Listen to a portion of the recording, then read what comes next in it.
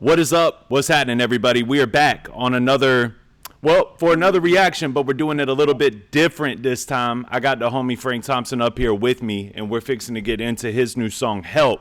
But before we even start listening to the song, man, I was hoping that you could kind of give some insight and just, some backstory on how this record came about. What made you want to make this record?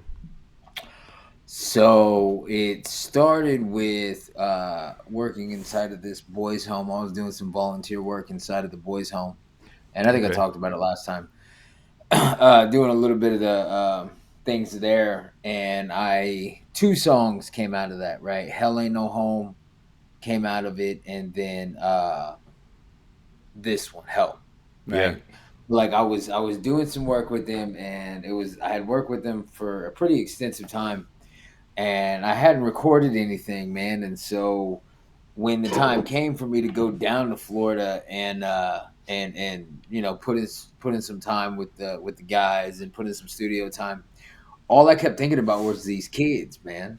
That's all I kept thinking about the whole time I was there. And so I couldn't put a pin on it to like how I wanted to go about making any of this for them, right? I think the last time I talked to you, I had said something about how I knew these kids were listening to my songs, because they started asking questions about like my 7 years old remix. They like started asking me questions, and so with that, I was like, okay, so they're like listening to me, and so hold on. Oh, you're good. Anyways, so yeah, they were like listening to my music. And so when I went down there, I was like, well, I know at least 7 young men who's going to listen to anything that I put out. And so I started throwing this idea around, like, what do I want to say to them? So those 2 songs, "Hell Ain't No Home" and "Help." If I think they're doing all right now, right? But if it wouldn't have got any traction at all, I know these young men are going to hear it. Yeah. And that was my audience for when I wrote these 2 tracks. I love that. So that's hard. That's where it went to. So basically, the rest of y'all get to enjoy what I was trying to say to these 7 young men. Yeah, that's hard. That's kind of bass backwards from what I hear the way most people write, but in a good way. That's dope. Yeah. Well, let's get into this record, bro. I was thinking we could do. If you have anything you want to say at any given moment, just tell me to pause it, and I'll pause it. But I was gonna go verse. And then we could talk about the verse hook, talk about our verse hook, talk about the verse and the hook, and then verse. Is that good with you? Yeah, okay. That's fine. All right, cool. What's up, everybody? I do need to shout out a couple of these people, man. Mama Dawn is in here. Kid, can you see him? Yeah, I can see him. I got my YouTube pulled up here too, man. Good, so good. Because like the last time we did this, it was like we just did the premiere, and I like doing the premiere because I can interact. Talk back and forth. Me too, bro. Yeah. Me too. And I'm ADHD, so a lot of times where I should be concentrating on the content, I'm over here looking at what they're saying. But it's cool. I love going live too. Jody, Mama Dawn, what's up? Yeah. Hey, I see Florida Mike's in here. Florida Mike. Yeah, that's my dog, man. Very cool. All right, man. Y'all are in for a treat with this one. This is Help by the one and only Frank Thompson. Hi, everybody. My name is Frank Thompson, and you're about to watch my news. I got to do it this way. Hang on. We got to go. All right, Frank, let's do this. I didn't get rid of Frank. He's still here. Don't worry, y'all. Let's add you on this screen. And then, my bad. It's hiding behind your. I'm going to fix it, though.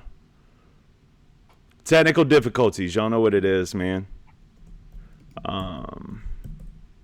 Here you are. All right, my bad. All right, let's get it popping. Hi, everybody. My name is Frank Thompson, and you're about to watch my newest video. It's called Help. This song is very personal to me. This video is very personal to me. It comes from a place where I was helping kids who are in a DHS holding facility and group homes, and I was just encouraging them, man, that it's okay to ask for help, and that's what I want to say to you. That's what I want to say through this song, is that it's okay to ask for help, whether you're having addiction problems, you're having suicidal thought problems, appreciate you, Lacey, depression problems. Call somebody.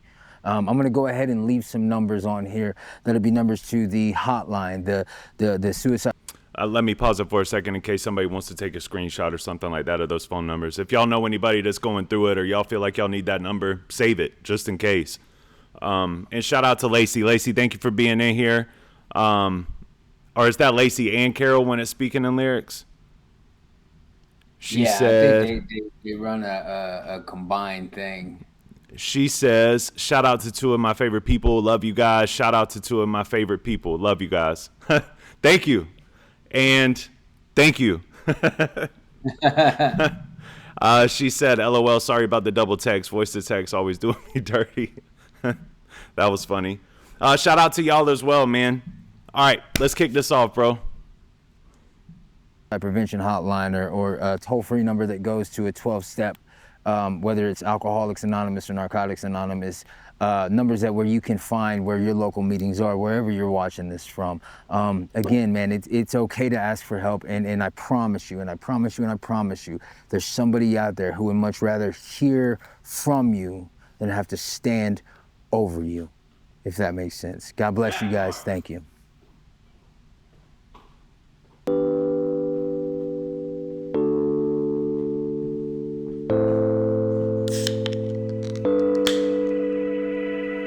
This moment on, you're going to ask God to help you. You may not be able to. You may not have the strength to. Is this Joel Osteen? Ask God to help you. He'll help you. I wish I could have those. Sorry, what did you say? Billy Graham. Billy Graham? That's much better. Much better. Yeah. I thought I was Joel Osteen for a minute. All right, let's see.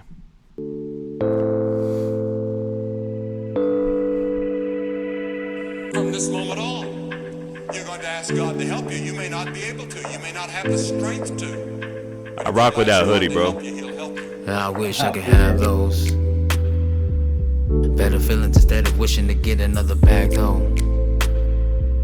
Told myself that I put it down and forever got this bad, though. Living dead and I never feeling I got it. Looking at my sons through a picture in the wallet. Fit to raise mine and the judge said I doubt it. I've been strong for the ones that want me to die, but alone in the room I break down. What's up, little man? Cry, yelling 10 toes down. I say that with pride, but I know in my heart it's a lie. Feeling alone. Wonder why I always stay running. Die through the dope, let's run it. I was in the hole trying to keep control. Wanna search for the soul, but I know there's nothing. Cause I ain't been feeling like myself. I've been pretending I'm okay, but I'm not well. It's been hell, and that bottle keeps on calling me to pull her off the shelf. Cause I'm not strong enough to deal with this myself. I think I need some help. That's absolute fire to me. I like the hook. I told you when you sent it to me that I like that melody, and I like it when you sing like that. Let me break this down a little bit.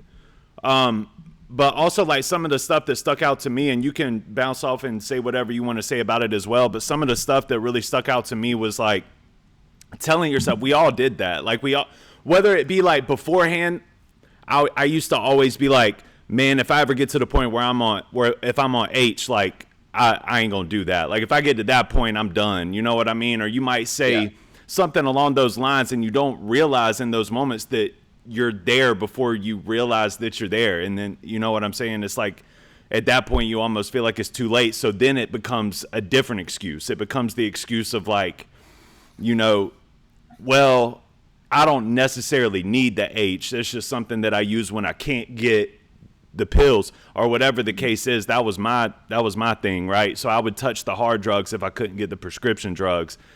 And it's just always becomes a different excuse every time. Yeah. You know, man, at the very beginning of this, when this opening thing shows up, right, I did the color grade on that. So first of all, my brother Bredwin, he put together all of the footage of me sitting with the liquor bottle. Yeah. You know what I'm saying? And so he did a great job coloring it.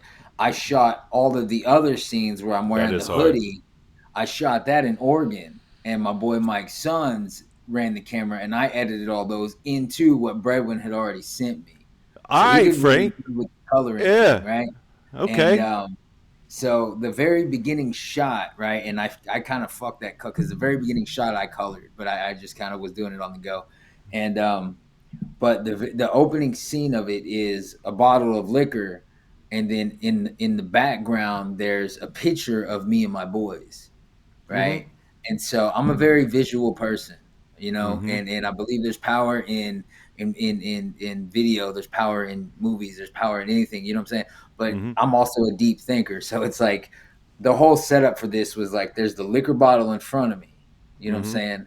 But the very contrast on the other side of the screen is what it would cost me is my family, right? Oh, bro. So for me, that picture right there is the battle. You Oh, know what I'm saying? nice. And Yeah. I'm like right in the middle of it. And Yeah. sometimes I get so focused on my problems that all I'm doing is staring at this solution, right? Which is a quick solution.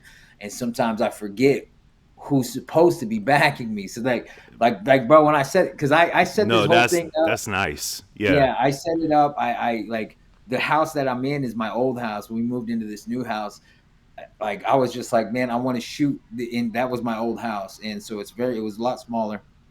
And so we had finally moved everything out. And I had a whole different idea for the video, but with moving and tour, I was like, whatever, house is empty, so we're just gonna shoot it. And so I had staged it up to where it would do that because in my mind I was gonna edit all of it. But of course I was like going on tour and I was like, hey, Bredwin, could you know what I'm saying? And Bredwin stepped in and basically like saved the whole thing because if not, this video Yeah. wouldn't be out until Christmas, you know? Yeah. Nah, Bredwin's a beast, bro. Bredwin's a beast. He is, dude. Bredwin's dope. So like, But that just that idea, alone, dude, that yeah, idea is hard, bro. I like that. that That's very that creative. idea, conscious or subconscious, is constantly the real battle that wages in my head. You Yeah. know what I'm saying? Yeah. And so, but going into the actual song, right? It starts with, I put myself, like I said, I'm speaking to kids. Yeah. Through this whole song, I'm speaking to teenage boys in a group facility, right? That's my primary target. And so going into the thing, it's like understanding that I have these feelings, right? And none of them are good. It's always seems to have a negative. I always lived in a negative state of emotion, right? And I would look and I would see other people have that hallmark kind of family. So You if anybody's new to the chat, if y'all don't know what's going on, we're actually reviewing this new song from Frank Thompson, and he's actually breaking it down. Y'all got to go back and rewatch that first half before we took this major intermission that I just forced us into. But I'm ready to get into the second half of the track too, if you are, man. But I did want to say real quick before we jump into it that I think that the visuals for me as a music fan, I don't know, man. Videos. I'm a '90s baby, so like I used to go home from school at 3:00 in the afternoon and just turn on TRL, and then I would watch 106 in Park after that. I've just always been like, videos bring the music to life for me. Like, Yeah. I can't explain the feeling the first time that I saw Stan. It was on video, you know what I mean? Or the first time I heard the Way I Am or Limp Bizkit. You know what I'm saying? So it does do something to bring the song to life. So it's super dope to me that there's artists out here that are actually taking the effort and the time to make that visual appealing. You know what I'm saying? Yeah. I can almost rap all of Mama Don't Cry. Yeah? Yeah. That's dope. Yeah. My kids listen to my songs. So that's dope. Yeah. No, that's good, man. It's good to have that message. Like they listen, you know what I'm saying? They listen. And so I always try to watch it. You know, hold on, man. I wanted to jump back into this verse because I was wanting to explain some things. Yeah. Like I know I'm where I'm at when I write this stuff, right? Like I go into it like I go there, right? Like I remember what it felt like. I think what I was talking about was when I was younger, looking at these Hallmark type of movies, and you know, and then you see the kids having Christmases, and you see this, and I remember sitting always thinking like, man, why can't I feel the way that they feel? You know what I'm saying? Like, why don't I ever have that? Yeah. And as I got older, I realized it was just wanting to feel how they looked, right? But I remember always thinking like I never have those feelings. The only feeling I ever knew was what it was like to try to get another bag, right? And you know, like a bag, not in the sense of money, you know what I'm saying, but a sack, right? Correct. Trying to stay on one, whatever. And so like that's kind of like the whole thing that I was going through when I was, looking. I remember what it was like when I was told I wasn't allowed to see these guys. You know what I'm saying? And all I had was a picture. You know what I'm saying? Like, and then that was that. And with this picture, I would paint my own imagination what it would be like to be in that position. I'm blessed to be in that position today, right? Like I was just telling a friend of mine earlier, like I'm in the place that I prayed for so long. And so it's so easy for me to lose sight of that, especially with the everyday struggles. But I remember thinking like my answer to everything. There's a part in here that rang true with me over everything, right? And it was just dilute the dope. Because that was my answer to everything. Right. Just let's run it. You know what I'm saying? Yeah. Like emotional, bad feelings, whatever. Like that's what I'm going to. I'm gonna crawl in my little hole. I'm gonna find, my little comfort in this hole. I'm gonna dilute my stuff down, and I'm just gonna take one to oblivion. Yeah. No, I dig it. Yeah, I and do. Like that in that, it's like a certain cry for help without saying anything. You know what I'm saying? And so, like, yeah, that first verse is probably my favorite one. Yeah. No, I like how you're talking about that. I think it's important to talk about where you were in your childhood when you were feeling those moments too. I remember the same thing, like even watching watching boys. I would watch Boy Meets World sometimes, and I would go to that place too where I felt like, dang man, he's kind of got it. You know what I mean? Like he's got shit going for him, and I'm over here.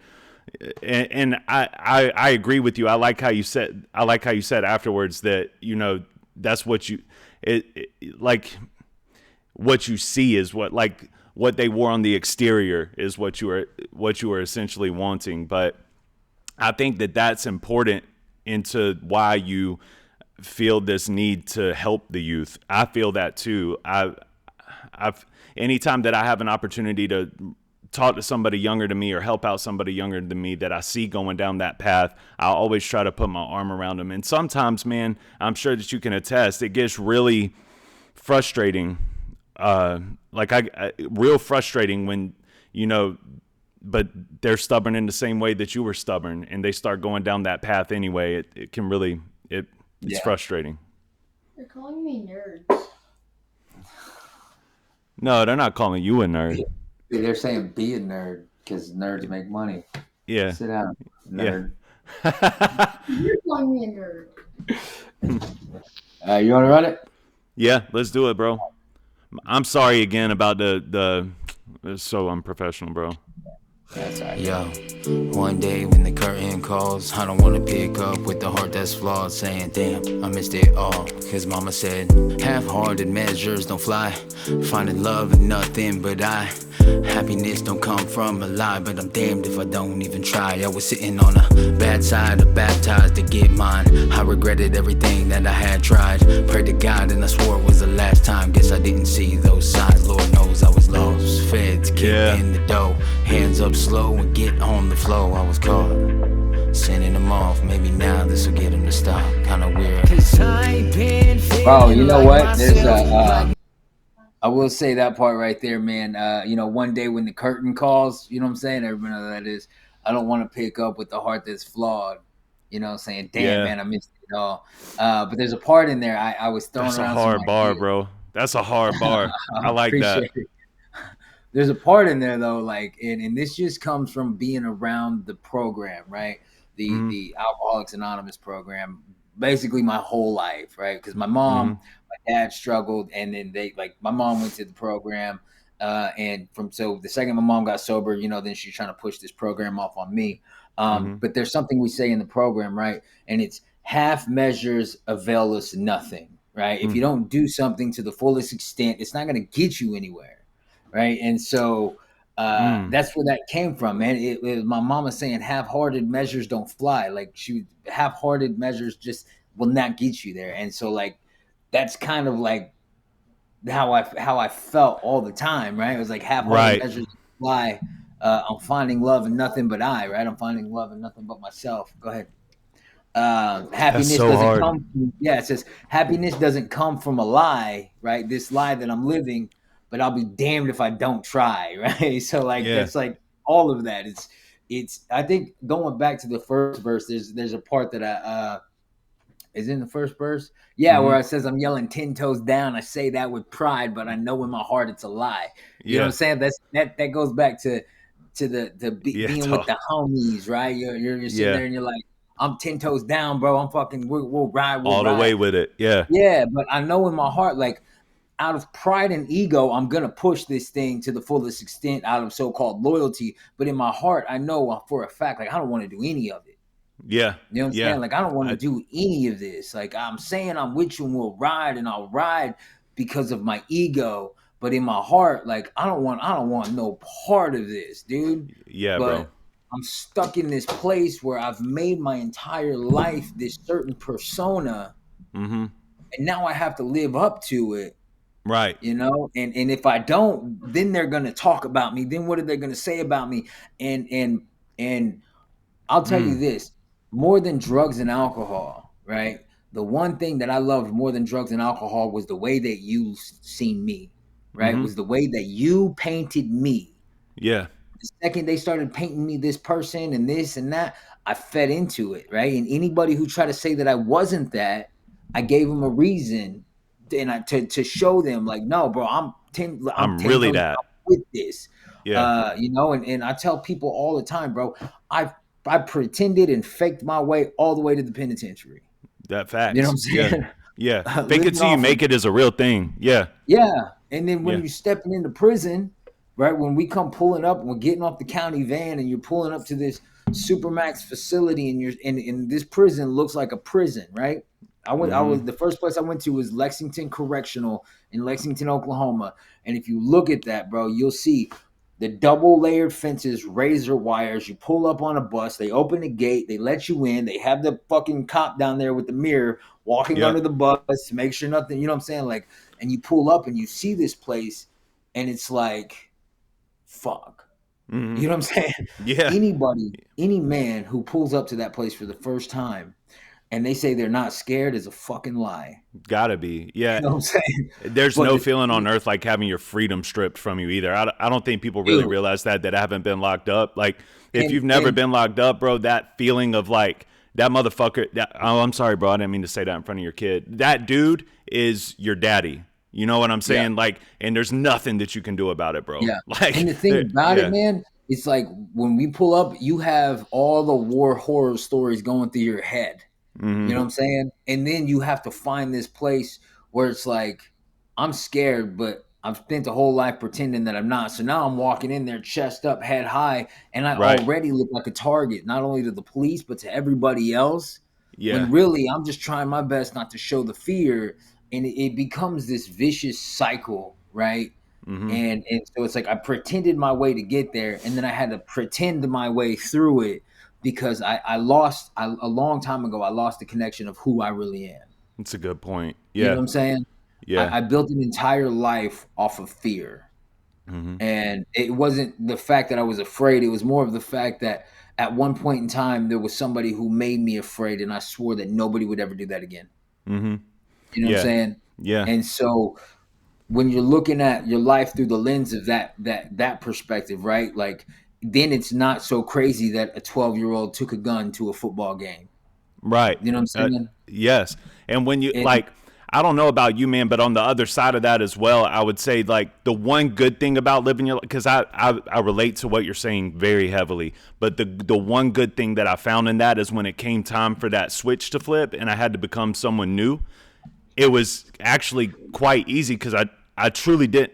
I ain't gonna say easy, but it was a good thing that I didn't know.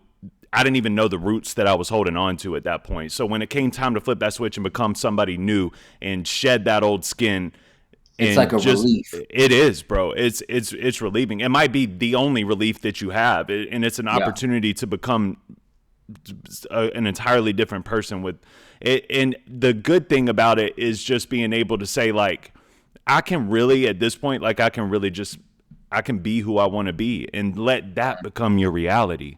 Yeah. You know? Yeah. Yeah, man. And I think being around, like, I was always around the church. I remember getting baptized when I was a kid. I didn't really know what it meant. You know, because I didn't really believe like that. Same. and but there was even a point where I did believe and I did get baptized, but yet I still try to go and do things my way. You know what I'm saying? And that led me right back to the same place, man. It led me right back to selling drugs, to selling guns, to doing all that. Mm-hmm. You know, which is why, like in that second verse, you know, I say I was on the bad side of baptized, right? Like I was on the bad That's side of hard. Yeah. what's supposed to be this sanctification. I'm running back into self.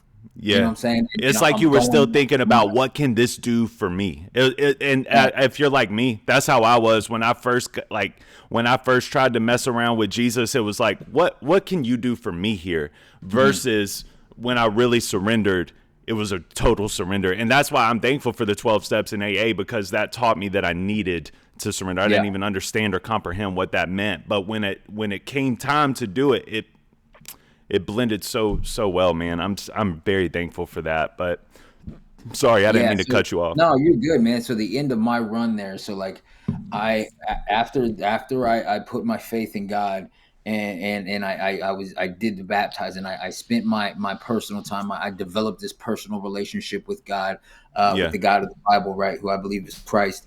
And I had this relationship, and then I went off on my own way again, right? Because this wasn't making me money.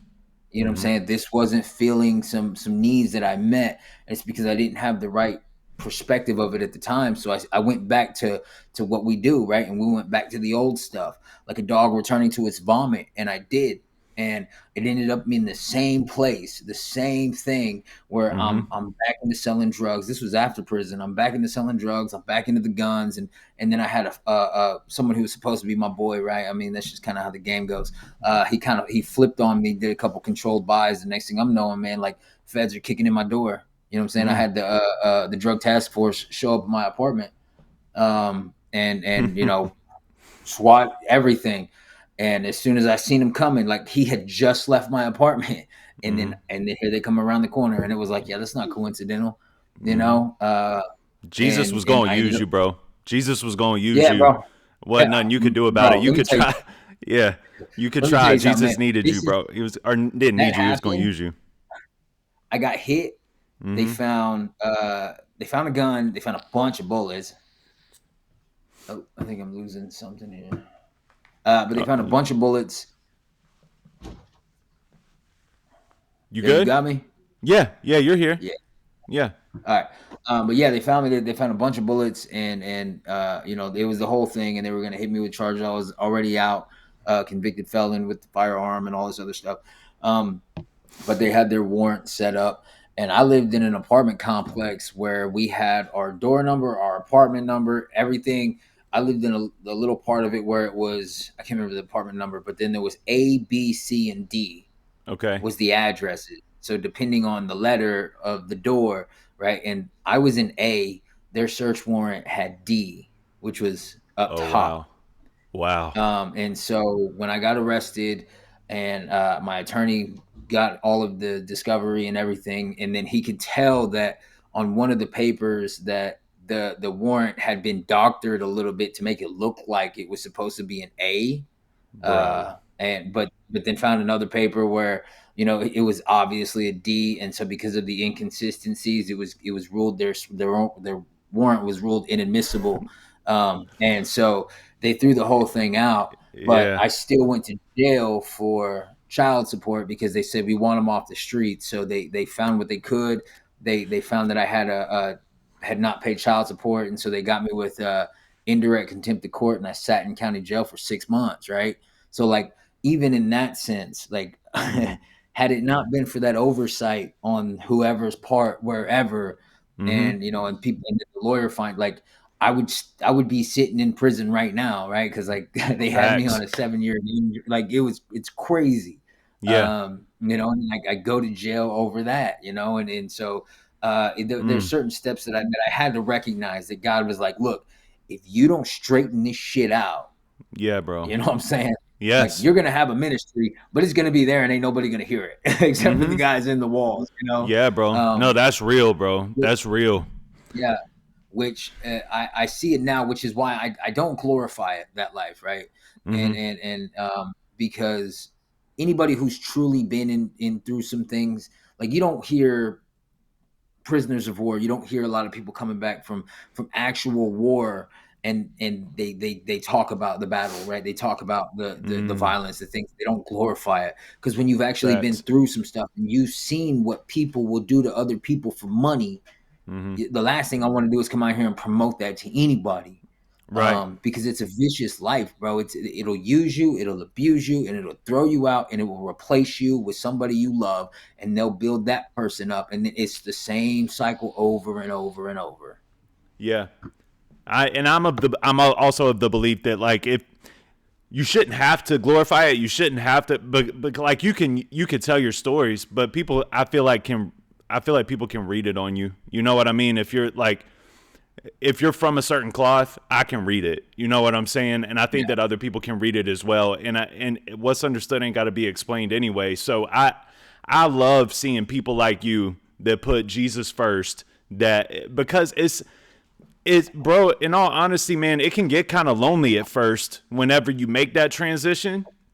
Like when I first surrendered to Jesus, and I'm also coming off of H and all of that, and I got to leave all of these people, places, and things behind, and I'm starting fresh and starting new. It's scary at first, you know what I mean? But like, it was just me and my wife for years, you know what I mean? And the people, this is what really messed me up a little bit, was people from the past, which I didn't need any kind of acknowledgement from them, but people from the past would look at me like, oh, you're a goody two shoes, you done changed now. And the church looked at me like, oh, you're still one of them.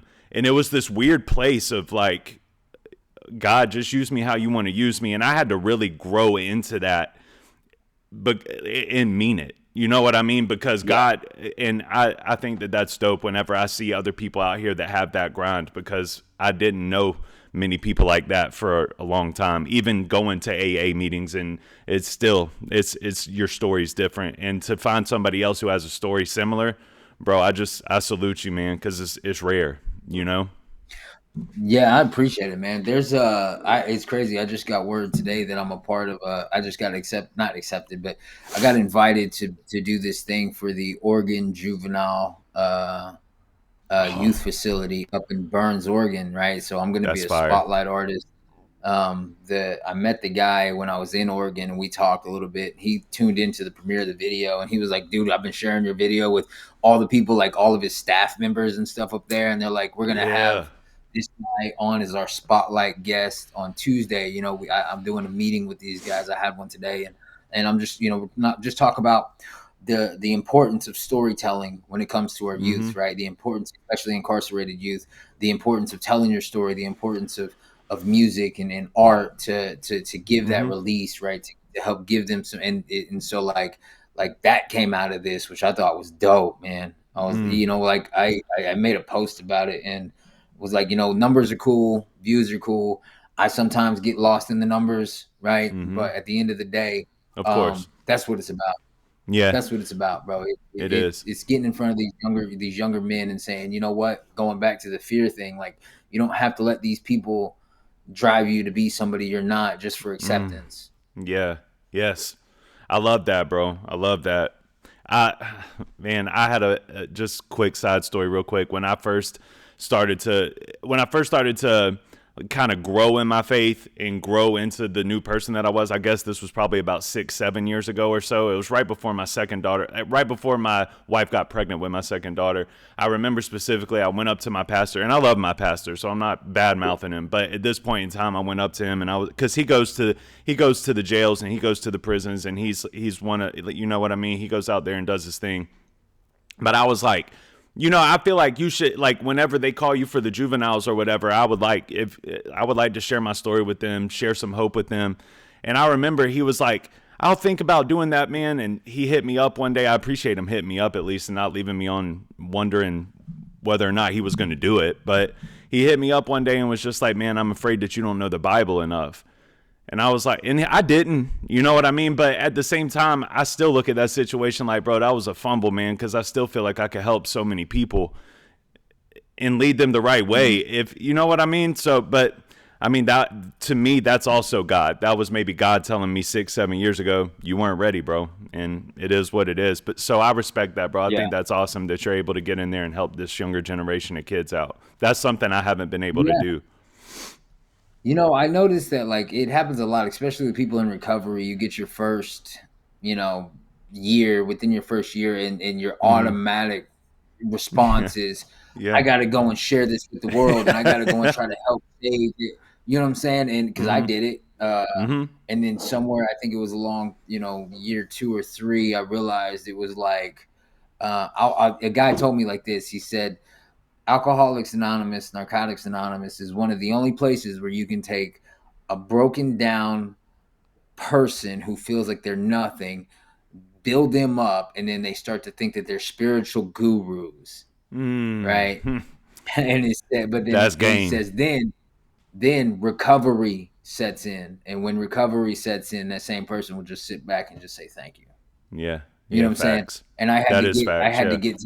I had to get to that thank you part. I had to get to a place where it was like, I do have a head full of this knowledge, man, because when I put my life on something, I'm going to learn all about it. I know about the history of AA. I know about, all the way back to the Washingtonians, which is where the traditions came from, was by watching these people who did something that we did, but they failed because they crumbled from within, because they had no hard traditions, no hard standards on what they should and shouldn't try to do. Right. I don't know if you know about the Washingtonians, but they were like an abstinence thing. It was AA before AA, but they decided that they were going to let that bleed into the rest of the world. Right. They were going to try to help everything. And it's like, then they lost their focus, and then it became more of a who had what's the word? More prominent positions, and who was leading it, because it blew up. Abraham Lincoln has a couple of letters that he addressed to the Washingtonians. Really? You know what I'm saying? No, I didn't know about that. That's crazy. Over abstinence? You said? Yeah. It started with abstinence from alcohol. And they, similar to the program, bro, they started helping people try to get sober, try to do this, but then they started letting it bleed into a lot of different areas that it was like, yo, that's why, going off of that, Bill Wilson wrote the traditions.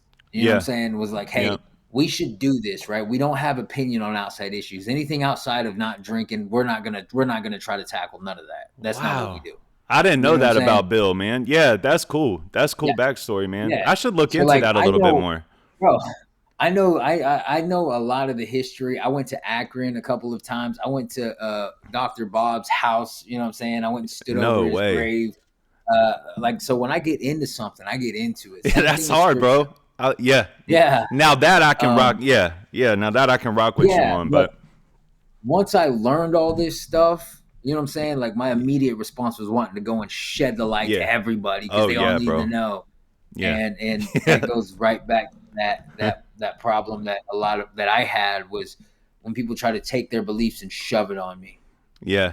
And bro, I went out with a pastor one time to this place in Savannah. It's called Yamacraw. It's just a public housing or whatever. I went out there with a pastor one time, and bro, he's just going and knocking on doors, and I'm from here, you know what I mean? So I told him on the way there, I was like, maybe this ain't the best place to go and knock on doors. Like, if you want to go stand out there and talk to people that walk by you, that's one thing. Anyway, man, he goes and knocks on the door, bro. They open the door. He starts talking about Jesus politely, not like, you're living in sin, you need to come. It was just a real polite, like, has anybody ever talked to you about Jesus? And bro, they spit in his face. And I swear, bro, and he had a bit of a history too. I think he was the youth pastor at that point in time, but I was above you. You know what I'm saying? I'm just a part of the church. I'm going with him. Anyway, man, he turns around, he looks at me, and he just wipes the spit off of his face, shakes it off of his hand, looks like he's real mad for a second, and then he's like, all right, let's go to the next one. And I was like, man, really? Like, that's a different type of grind for me. I would like to think that I could turn the other cheek after getting spit on in the face, but it's crazy how God works through different people in different ways to me. Whereas, like, what you're talking about with having to be humbled before God calls you into, talking to these kids out here. I can dig that, man, because I think that I still think I'm being humbled, to be honest with you. But as I continue to progress through time, and I see different scenarios like that of different people trying to talk to Jesus to different people. What we just saw with Charlie Kirk, even, it's like, man, some people really got demons in them, bro. Like they can't. It's like something about it makes them angry and forceful towards you. And it's just, to me, when you find somebody that does these things, and I'm telling this to the chat too, like you find somebody like Frank that can go around and do this with different people and go and talk to these kids in prisons. And I just think that there's something to that. We need to pray for those people and not just salute it, because I think that people like you and people like him need prayer.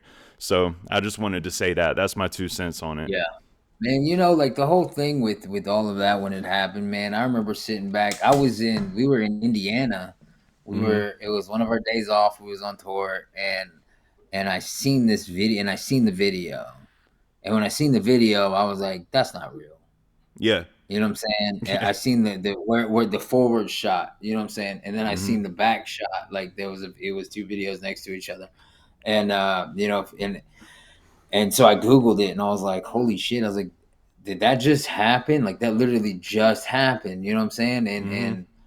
And it was, bro, like there's so much that's out there about it and whatever, man. But it just the way when they were like, yo, his wife and his kids was there, my heart broke.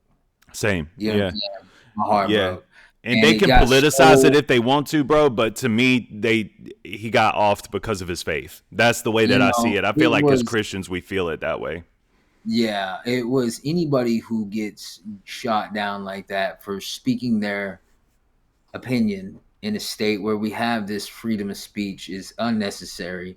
And anybody who glorifies it is even more unnecessary. But I remember sitting there just listening to everybody on this side yell this and everybody on this side yell that. And I'm just like, holy shit, like this is the definition of division. Mm-hmm.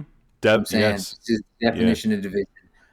Whether you're on that side or this side or this side or that side, what the fuck ever. You know what I'm saying? Like, it's heartbreaking, man. It's hard. It is, bro. There was, listen, I'm going to be honest. I'm one of those guys. Like I would see his videos and I would see some of the stuff he says, but I always had the same thought.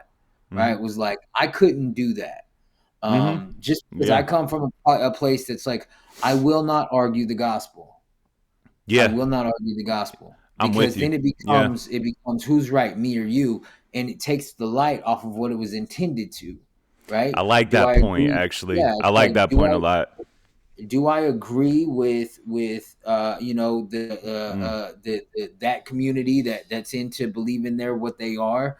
No, I don't agree with them, right? But God says his identity, his nature is within them, right? He stamped these people with his identity. So it's my job to try to love this person. And if they're gonna come at me with this heart that says, tell me what you got, preacher man, then it's like I got nothing for you. You know what I'm saying? Yeah. It's like, okay, even I agree. Even God said, man, even Christ said, if there is unbelief, you know what I'm saying? If you've made up your mind that you're not going to believe this thing the way that you're not going to hear the truth, then I'm not going to sit here and try to figure this thing out with you. You know what I'm saying? He says it in the scripture. He talks about being close, right? He said a prophet is without honor except in his hometown, right? Because in his hometown, they believe him to be. So it's like even there, when he did miracles and things, like it said that they wouldn't believe. And so he did little miracles where he was from because of people's unbelief. And it's like, you can't change that. Yeah. And so no, that's facts. Standing in front of people and arguing it is not the answer. You know what I'm saying? At least for me, but does somebody deserve to be fucking shot down over that? Absolutely not. You know what I'm saying? No, I appreciate your perspective on that. I'm torn on it because I feel like that might have been his way of trying to.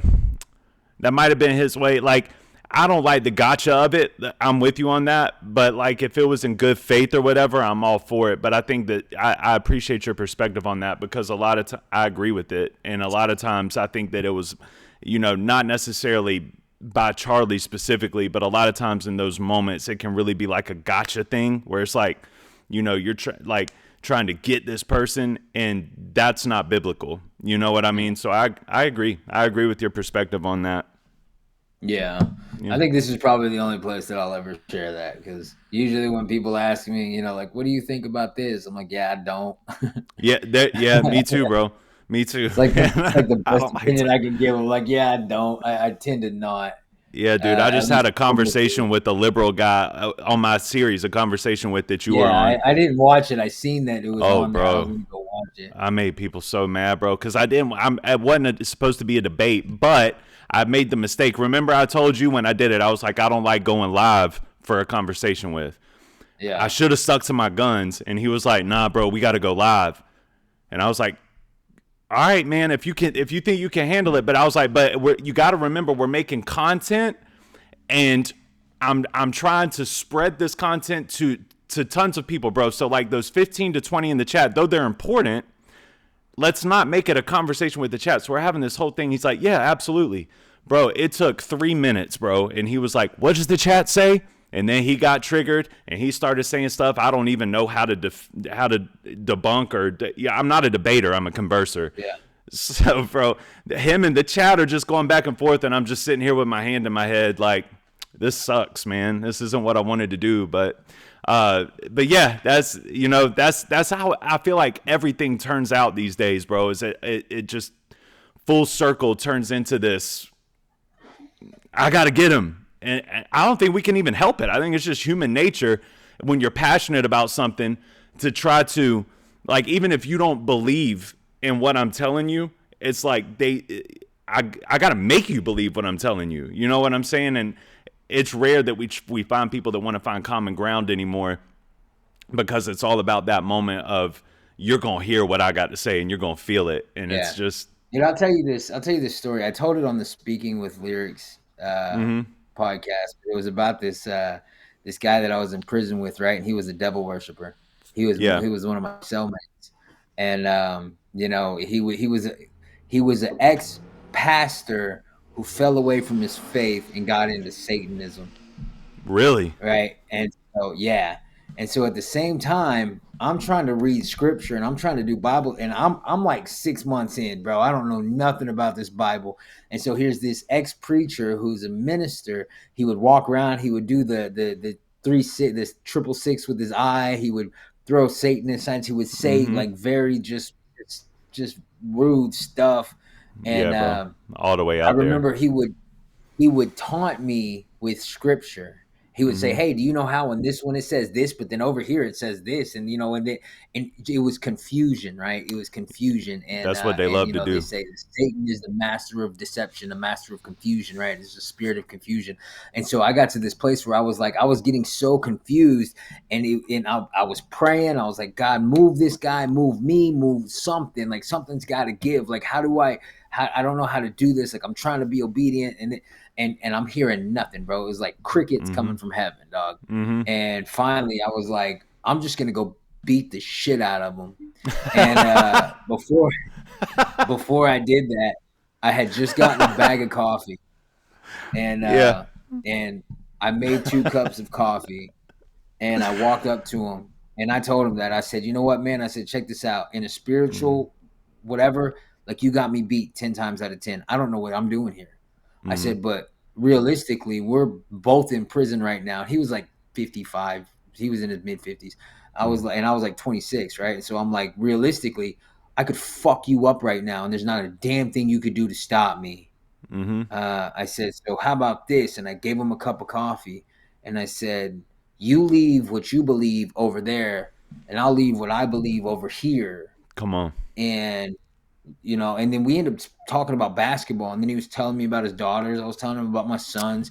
And for like another 13 months, we coexisted in the same place and actually enjoyed each other's company. There was a couple of times where it was like I wanted to bring up how I felt God was moving in our circumstances, but it was like I was being reminded, hey, hold on. You gave this man your word that you were going to leave your beliefs parked. And so it was like, okay, very early, God was showing me, yo, it's okay to park what you believe to be decent to another person. Mm-hmm. Because at the end of the day, that's what we're called to do, is to love one another. Right. Yeah. And so if that means God's not tripping if I'm like, yo, hey, chill for a second. I'm going to go and try to be kind to this guy. Yeah. God would much rather just go be kind and with the spirit that says, you know what, they know who I am. You don't have to be around me for too long before you know who I am, right? And who I represent. But the fact that yes, sir, everybody who's on tour, I just went on tour with, all of them will tell you, you know, like, I don't push it on nobody. I don't bust up. I had a Bible with me the whole time I was on tour, right? You know, and I'm not trying to hit nobody with it. I'm not pulling it out. But when I don't think that's the way either. No, but when they ask me a question, it's like, okay, now you opened the door.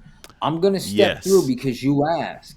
Yes. You know, and if you're asking, you know, and it's okay. People are going to get it. If they don't believe, whatever. And it's like, yo, first things first is I'm not going to come at you like I have all the answers to this thing either. I think if anybody says that they know the Bible and they know it 100 and they have all the answers, you should run the other way because they're obviously lying. Yeah, you know what I'm saying?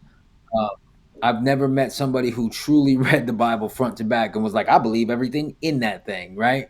Like, I believe it on faith, but as I'm reading it and taking it for what I'm reading, there's things in there. I'm like, okay, dude, like, you're just going to have to tell me how you did that when I get up there because I'm having a hard time understanding this of right course. Here. Like, no, yeah, yep. And I think that a lot of it too, man, like, it's precedented on faith for a specific, for there's a specific reason that like everything in our relationship with him is precedented on faith, right? Like, and I think that like I have these arguments with people all the time. They're like, okay, you're a Christian. And it like mind boggles them. Like, I believe the Bible to be truth, 100% true, but I'm with you. Like, some stuff I don't get, some stuff I can't explain, and some stuff I don't understand the context within the bounds of what you're even speaking from. And a lot of people use it to weaponize their argument. So like, for instance, with the Charlie situation, my immediate response was kind of trash, honestly. But after I calmed down a little bit, I came back out. I got back on here and I was like, listen, this is what God has put on my heart. I think the way out of this is forgiveness. And this is before Erica Kirk did her forgiveness speech. And I'm like, I think the way out is forgiveness. People were not trashing me, but they were in the comments like, Nelson, not right now. You know what I mean? It's wartime. I want blood. And I understand that. Like, I felt anger too. But I guess what I'm trying to say is like people would use like Old Testament scripture to try to back up why they felt violent. You know what I'm saying? And I'm like, well, that's Old Testament. That's old law. I'm not even going to have the argument with them, though. I'm like you. I just see the comment, and I'm like, salute, bro. Because New Testament law, love God, love your neighbor. You know what I mean? And if I feel in my heart of hearts, if I can live by that code, then the fruits will show. The fruits of the Spirit will show through me. I can be a light at the top of the hill for other people, and I'm doing God's work. I don't need to have a biblical argument with everybody, right? And I think that that's the bullseye. And I think that it's like a dartboard, man, where you got a bullseye. Jesus died for your sins. He's your Savior. He's the Son of God. Everything on the outside of that, bro, it like the way you get baptized, the church and the doctrines of the church, and like there's all these circles, they just get wider and wider and wider to where like you're losing focus on that bullseye. The bullseye is the bullseye. You know, man, it's like it's human nature for us to complicate everything. Yeah, facts. You know what I'm saying? Like, that's too easy. All I have to do is believe, and that's it. And they're like, well, believe and it's the and part, right? Yeah, like bro. And you know, Baptists think you got to get rededicated on Sundays and Wednesdays. You know what I'm saying? And the Catholics have a whole thing that Catholics do. And exactly. And, you know, there's just a number of them. You know, so it's like there's always that Jesus and right. And it's funny because I see it the same thing inside the program, right? We got these 12 steps, and AA has a certain way they do it, and then Narcotics Anonymous was like, You know, they were like, oh, we don't feel a part here, right? And so they break off because they were a Right. part at one point, and then they broke off and be called the Other Anonymous, and then eventually became Narcotics Anonymous. And they're like, we're going to do these out of a book. Only we're going to do it this way, and you can't say this, and you can't do. And then CR comes around, and CA, and then, you know, Codependency Anonymous, and like all these things. But it's all the same steps. Exactly. But it was kind of like, this is our way of doing it. Yeah. And so all that extra, but at the end of the day, it's like, did you get the message? Yeah, bro. You know what Come I'm saying? On. Did you get the message? Yeah. You know what I'm saying? My first NA meeting, bro. My first NA meeting, I walked in there, bro, and everybody was giving me hugs. I was like, I don't know if I'm into all the hugging, bro. I always stuck with AA because, like, people in NA were, like, so extra to me. But I appreciated it nonetheless because some people need that, you know? And I agree with you, though, man. The message is the message. That's what you need to get. That's the focus. That's that bullseye. So, bro, we got to get to the rest of your video. Yeah, my bad, bro.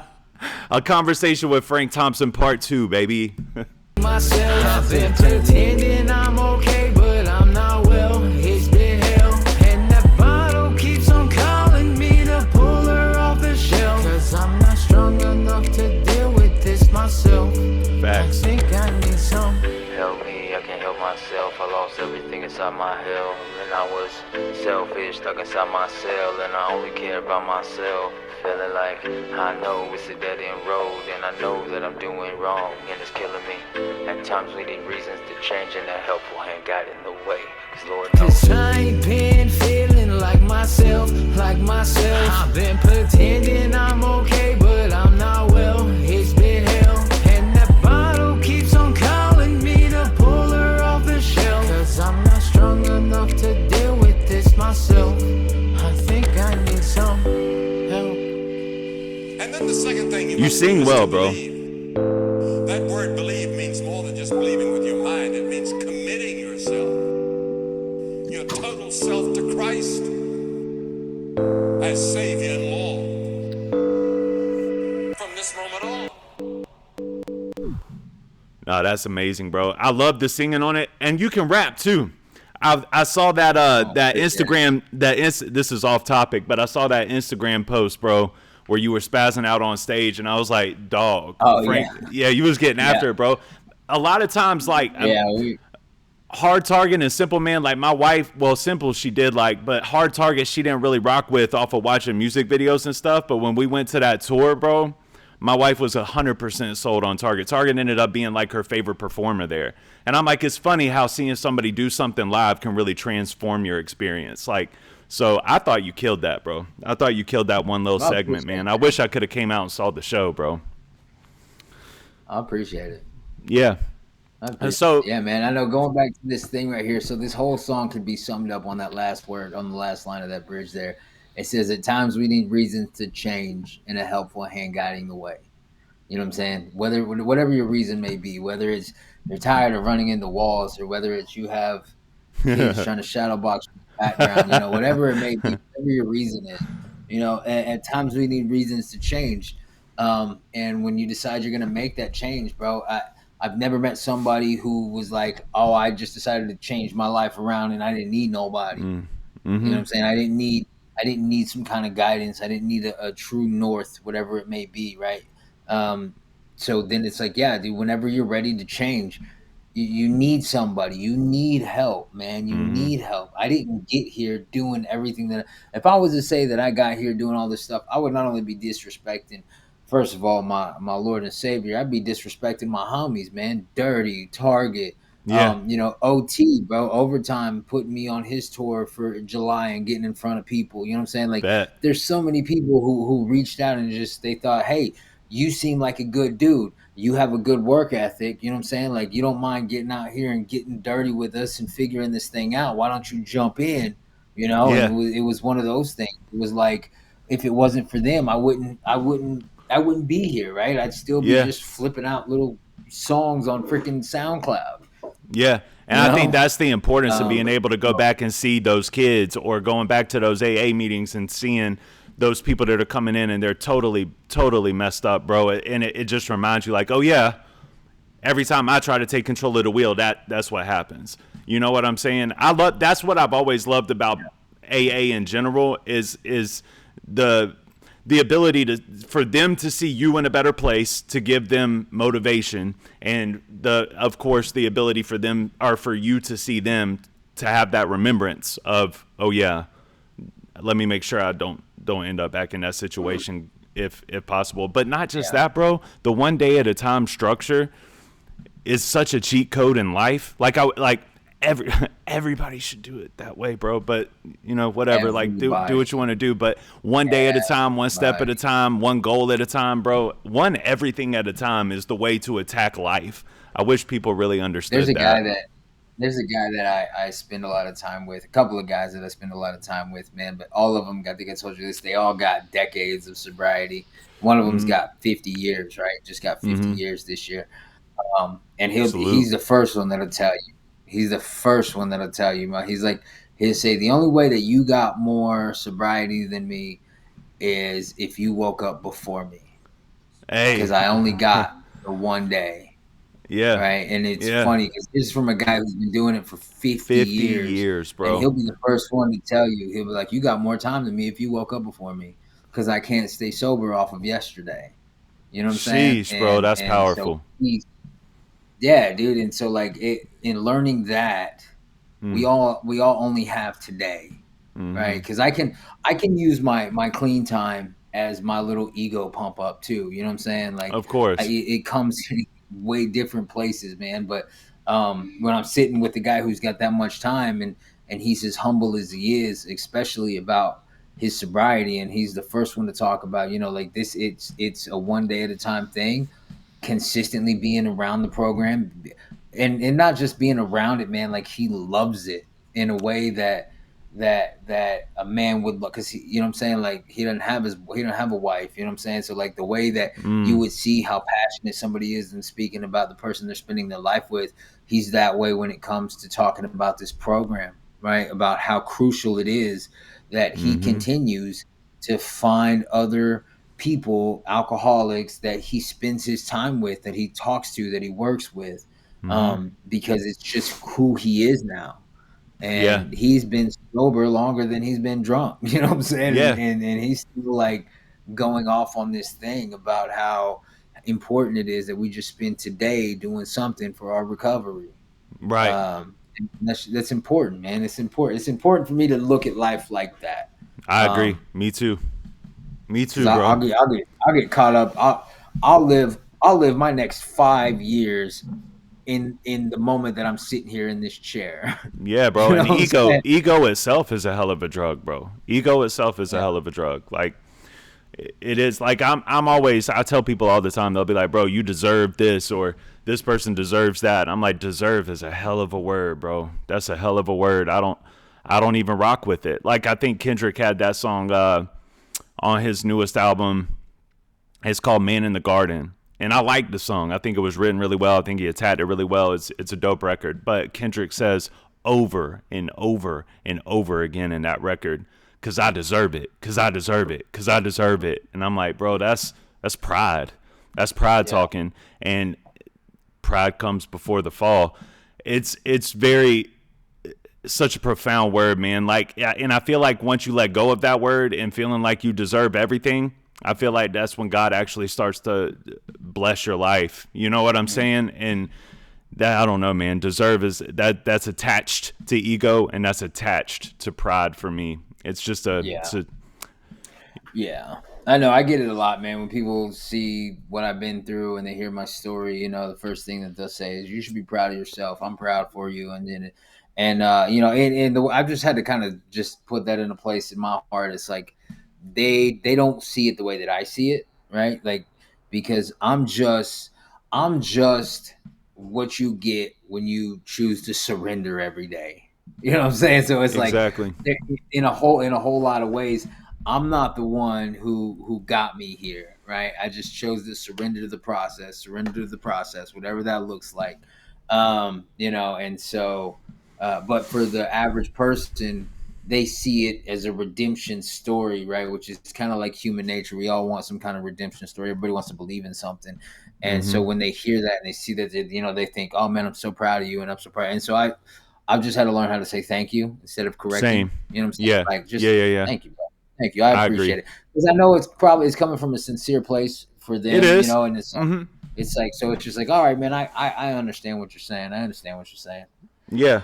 It is, man. I asked the chat real quick too if they had any questions before we get out of here, but I do want to say one more time, Frank, before we do head out. Like, bro, I appreciate you coming onto the channel and sharing your just continuously sharing your story and providing hope. And you're a hell of a guy, man. I really do appreciate you, and I appreciate your story and your sentiment and everything that you stand on. And you're always welcome on here, man. I'll always do something with you if you want to do something. Always, man. Always. Sephora said, yeah, we deserve eternal flames. Everything we get contrary is a gift. That's a good way. It's honestly a good way to look at life. I mean, it sounds kind of dark, but it's a good way to look at life. All right. First of all, hey, I see someone talking about south of the Red River, dog. Well, you can't talk to me about Texas this week. All right. You talk to me about Texas next week. And then no, I seen somebody here talked about advice for people dealing with mental health issues, or was it health issues? With health issues. Yeah, you see that? All right. Oh yeah, if you see any questions, these are for you, bro. Oh yeah. I mean, I don't dealing know, with mental health issues or just regular health issues? Oh, he's talking about just regular health issues. Derek is a member to my channel. Garbled is the guy that's asking that question about health. Derek, my advice to you, bro, would just be what we were just talking about, with just taking it one step and one day at a time. And if it's health issues, bro, walk. I tell everybody they should walk. Walk until you can run, and then run. You know what I'm saying? I like that. Yeah, I like that. I agree. Yeah, one step at a time. I'm always about movement, right? Dude, I get so hung up on it sometimes, especially it's like I try to put so much effort into the gym, and then I go on runs like 1 month with dirty in them, and then I'm eating nothing but gas station food while I'm on the road, and it's just I now know it, this is dog. my first week back in the gym, dude. It's been rough. But I will tell always, man, always when it comes to your mental health, when it comes, find somebody that you can be vulnerable with, right? And this is funny because sometimes it's not always the person you think it is. Sometimes it's a paid professional. Yeah. You know what I'm saying? Yeah. No. Yeah, facts. Because it's not the big things that take people out. It's the little things. It's the shame, it's the guilt over something that you may have done or something that somebody may have done to you. You know what I'm saying? The resentments, the anger, the bitterness. There's a whole lot of things that I think could be easily worked through if you talk it with somebody. But the thing is, most people don't want to talk. You know what I'm saying? I know, agree, bro. like we were talking about meetings and one day at a time stuff. I go to meetings and I'll go to like if I'm having a bad day, I'll go into a meeting just to share, right? Yeah. And I like It's meetings because therapeutic. it's a monologue, right? I can share whatever I want and nobody's gonna answer me. Right. And as I'm halfway through sharing whatever I'm going through, I'll hear it like, "Oh, okay, Frank, you're just starting to act like a crybaby right now because you're not. Something's not fair, and things aren't fair, and this and this Yeah. and this and this." And then, but in hearing myself say it out loud, it's like, okay, this isn't as big as I thought it was going to be. Right. And then hearing other people's stories on the back end of that sometimes will help you too, because hearing them share their stories puts you in a perspective. And my first meeting ever put me into a perspective. I was sitting there like, man, y'all don't know what I'm going through. Y'all don't know nothing. And then by the time I was not even first up, by the time it got around to me, I started to feel like, oh, there's other people in the world like me. You know what I mean? Yeah. There's other people that are really facing, and a lot of times it'll help you feel better about your situation just to know that other people are going through it too. Yeah. You know, man, the thing is, I'm listening to this book. It's called Man's Search for Meaning. You ever heard of it? It's by Viktor Frankl. Okay. Viktor Frankl was a doctor in the concentration camps there in Nazi Germany. Yeah. Right? And he opens his book by saying, I'm not going to talk about the horror stories that have been talked about when it comes to the concentration camps. Although he does talk about what he went through and some of the conditions, he talks about while he was going through it, being in this constant state of mind of what's the purpose between all of this. Okay. And he was talking about the ones who lost the people who he seen who would go first were the ones who had nothing to hope for. Right? Mm. They had nothing to hope for. They thought all hope was lost. And because they were hopeless and they never thought their situation was going to get any better, they just gave up on themselves. And then he said, this is crazy. A second was the extremely optimistic person, right?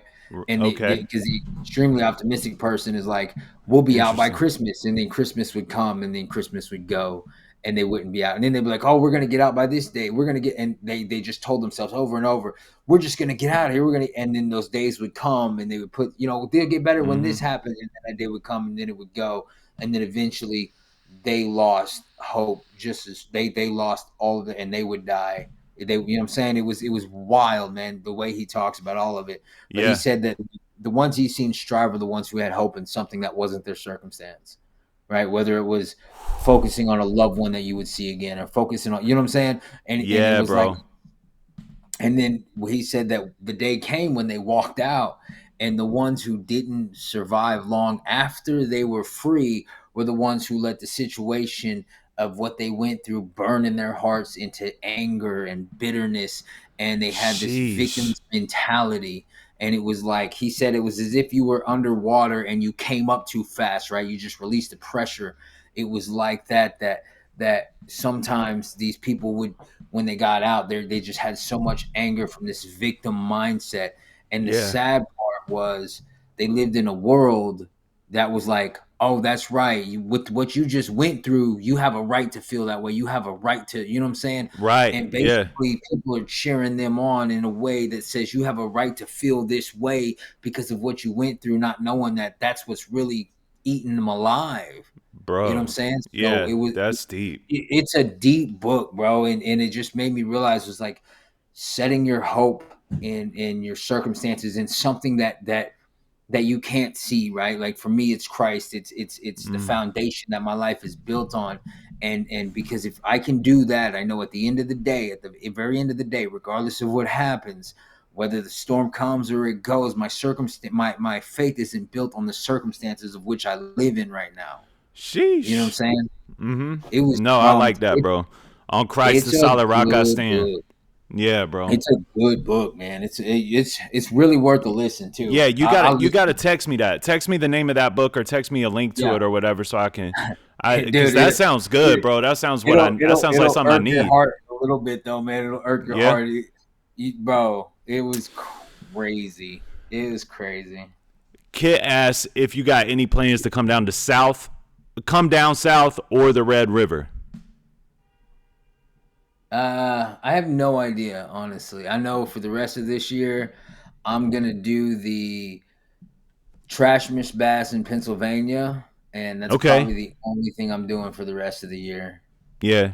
Yeah. Get you a Yeah, little dude, time off, man. Spend some yeah, time with dude, them boys. I'm not going far. I'm not gonna go out here and try. Like, I'm not gonna do anything. I know for sure. I'm doing that because I've done it 2 years in a row. This will be the third year that I go Mm. up there.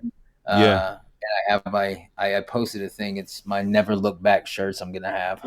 Yeah. Oh, I like that shirt, bro. The design was hard. You designed it? Yeah, yeah, Yeah. Very cool. yeah. Sephora says, so what is your biggest goal in writing to these kids in these releases?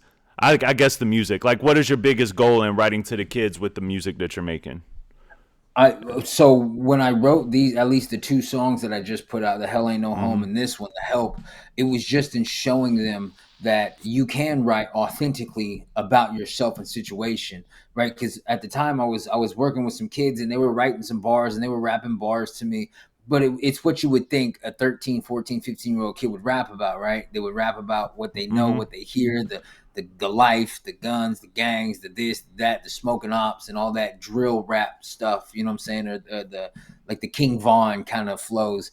And I told them straight up, I was like, I would not, I would not take the time to record you if that's what you brought to me. Mm. You know what I'm saying?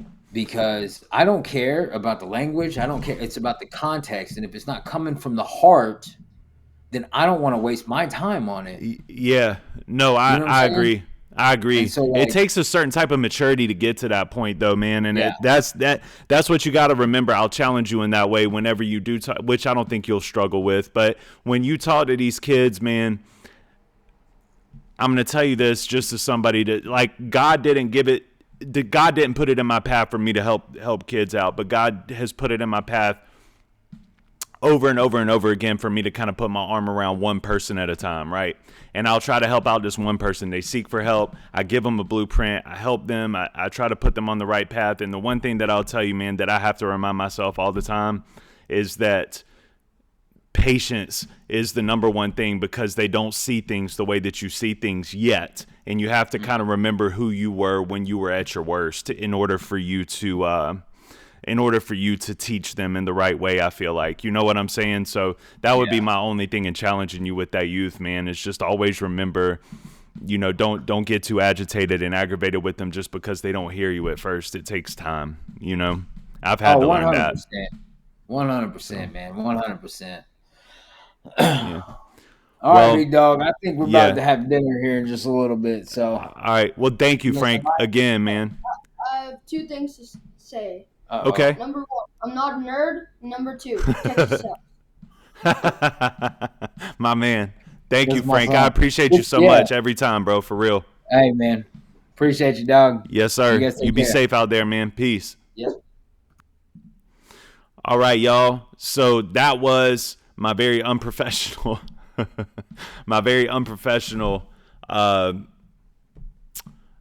review of Frank's song Help.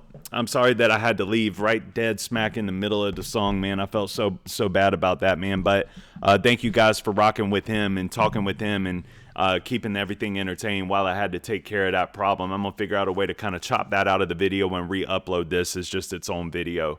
And I almost feel like this was just a conversation with, honestly. It turned out to be real good. I appreciated it, and I appreciate you guys. Thank you, Mama Dawn. Thank you, Jody. Conversations like this really keep me going. I feel like Frank is somebody that I could just continuously, I could talk to him for 5 hours, you know, it would never get old. So thank you guys for tuning in. Thank you for watching.